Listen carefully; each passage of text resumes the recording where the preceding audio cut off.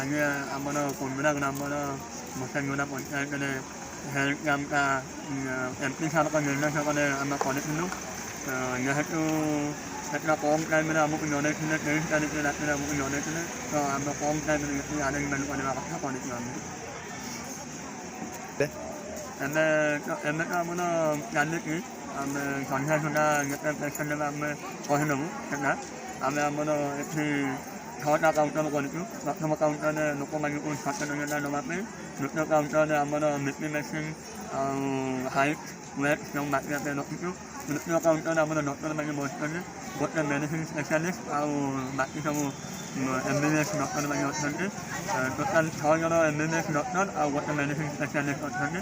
ତାପରେ ଆମର blood test କରିବା ପାଇଁ ଯେତିକି ବ୍ଲଡ଼ ଟେଷ୍ଟ ଆଉ ତାପରେ ମେଡ଼ିସିନ୍ ଫ୍ରିରେ ବଣ୍ଟା ହେଉଛି ମାଗଣାରେ। ସାର୍ ବ୍ଲକ୍ର ସବୁ ପଞ୍ଚାୟତକୁ ନେଇକି କରାଯାଉଛି। ଯଦି ଏଇଟା ଯଦି ହେଡ଼କ୍ୱାର୍ଟରରେ ରଖା ହେଇଥାନ୍ତା ତ ପେସେଣ୍ଟ ମାନେ ଅଧିକ ହେଇଥାନ୍ତେ ବୋଲି ଲୋକଙ୍କର ମତ ଆସୁଛି। ସାର୍ କ'ଣ କହିବେ? ଆକ୍ଚୁଆଲି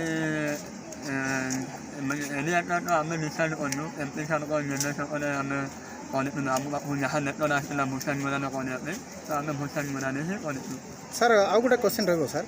ଆଜିର ଏଇ ଯେଉଁ ହେଲ୍ଥ କ୍ୟାମ୍ପରେ ଅଧିକାଂଶ ସ୍କୁଲ ଷ୍ଟୁଡେଣ୍ଟମାନଙ୍କୁ ଛାତ୍ରଛାତ୍ରୀମାନଙ୍କୁ ଦେଖିବାକୁ ମିଳୁଛି।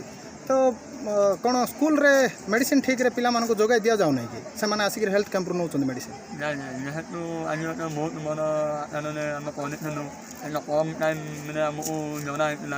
ଯେହେତୁ ଲୋକମାନେ ଆସିପାରିଲେନି, ବହୁତ ଲୋକ ଜାଣିପାରିଲେନି, ଏଟା କମ୍ ଟାଇମ୍ରେ ଗୋଟେ ଦିନ ବ୍ୟବଧାନରେ ଆମେ କରିଛୁ।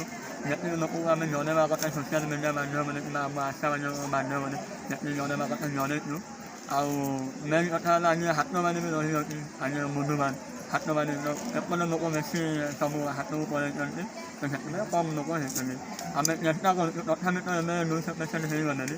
ଆମେ ଆଶା କରୁଛୁ ପାଖାପାଖି 1000 ପେସେଣ୍ଟ ଯିବା ପାଇଁ। ସାର୍ କେତେ ଦିନର କ୍ୟାମ୍ପ ସାର୍ ଏଇଟା? ଏଇଟା ଗୋଟେ ଦିନର କ୍ୟାମ୍ପ, ଆମେ ଗୋଟେ ଦିନ ପାଇଁ ଆରେଞ୍ଜମେଣ୍ଟ। ହେଲେ 16ଟା ପଞ୍ଚାୟତର ଲୋକ ଯଦି ବି ଆସିବେ ଗୋଟେ ଦିନରେ ସମ୍ଭବପର କି ସାର୍? ନାଇଁ ମୋତେ ଲାଗୁଛି MP ସାର୍ ସବୁ ଜାଗାରେ କରିପାରନ୍ତି। କାରଣ ମୋତେ ଯାହା ଲାଗୁଛି ଏଇ ମାସରେ ଏଠି କରିଛନ୍ତି, ନେକ୍ସଟ ମାସରେ ଆଉ କେଉଁଠି କରିପାରନ୍ତି, ସେମିତି କହିହେବନି।